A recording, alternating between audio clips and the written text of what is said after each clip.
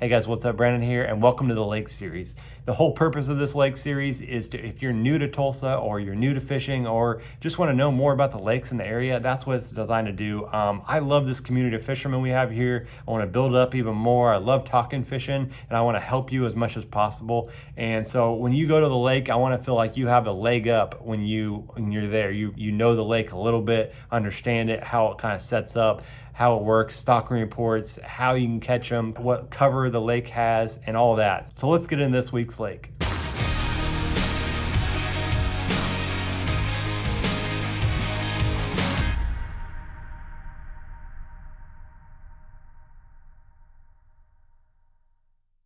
Okay, so this is Bilkow Lake. It is a 1,100 acre lake. It's located southwest of Tulsa. It's about an hour and 15-minute drive, so not too bad.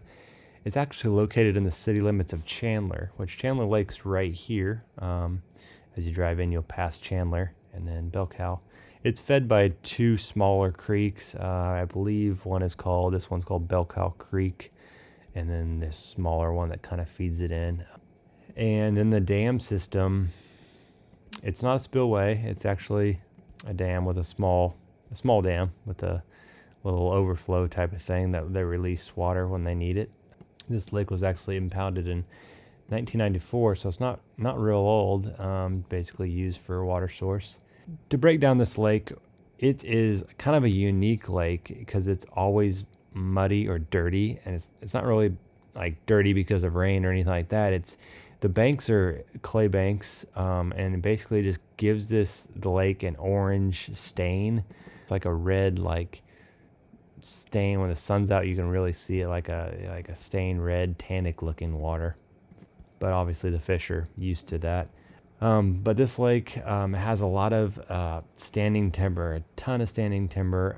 It has reeds on the bank and some hydrilla. Basically the timber is all over this lake, right down through the middle. As you can see here, in some areas more down here on the west or south end where the creek comes in, where the creek feeds the lake, is that's where the most timber is. If you actually get down here by the dam, it clears up a little bit. There's actually a little bit of, if there's any recreation on this boat or this lake, it's happening down at the dam end because there's the timber and it's a little bit deeper down there.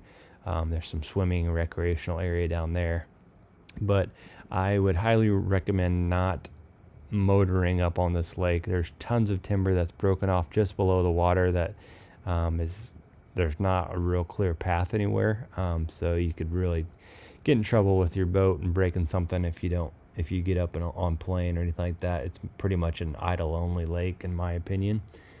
So the north side of this is there's a lot more grass on this northern bank.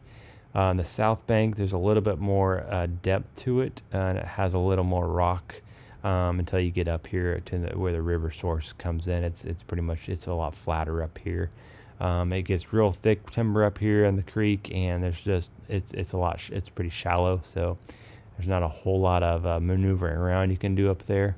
And the downside of this lake, it's not mapped. The funny thing is Chandler, which is a small lake, is mapped, and this lake is not mapped. Hummingbird does have a little bit as far as it'll outline the creek's channel where it goes, and it gives a little bit of depth change.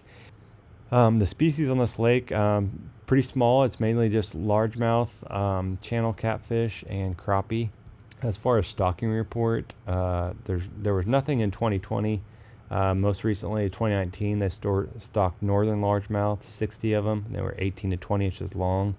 And then the last I could find was 2015. After that was, again, northern largemouth, 30,000 of them, and they're inch and a half.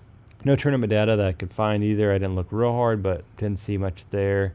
So basically fishing areas, there's no real big area, a real big section I can tell you. It's not a big lake, so you can cover most of it pretty easily. Besides the channel, the creeks that they'll come across when you're crossing from one side to the next, that drop pretty deep. Most of it's pretty flat from what I can tell. Most of the fish will hold, in my opinion, will hold around that grass or in the grass. And there's a lot of timber around that grass as well, around those banks, and really I think they position more in the relate more to the grass than they do the timber. They're typically not in the trees or the timber. With that dirtier water, I think most of the year these fish will be up in that grass on the banks, so it sets up well, especially if you're not a guy that has live scope or anything like that. You're just fishing, you want to fish down the bank with a whatever you want to fish with. It sets up well because most of those fish are positioned in that grass and on those banks. The times when I've been here, I pretty much stick to kind of this mid lake area. I've actually never been up to the dam itself. I've pretty much stopped around kind of this bell cow recreation area, but I just spend most of the time in these little creeks around here, and then kind of that mid-lake section. Like I said, I don't go way back in here because it gets real thick with timber and it's pretty shallow. So I haven't been up there. When the times I've been there, I've had plenty of bites in that mid-lake area, so I haven't really ventured out as much, but if I keep going there, I probably will. I'm not going to grade these lakes, but overall, it's a great lake. It's easy to pattern once you can catch fish here, and it's like I said, it sets up well for shallow fishermen or bank fishermen that just want to kind of beat the banks and not have to really use electronics to locate fish. But as always, guys, thanks for watching, and I'll catch you on the next one.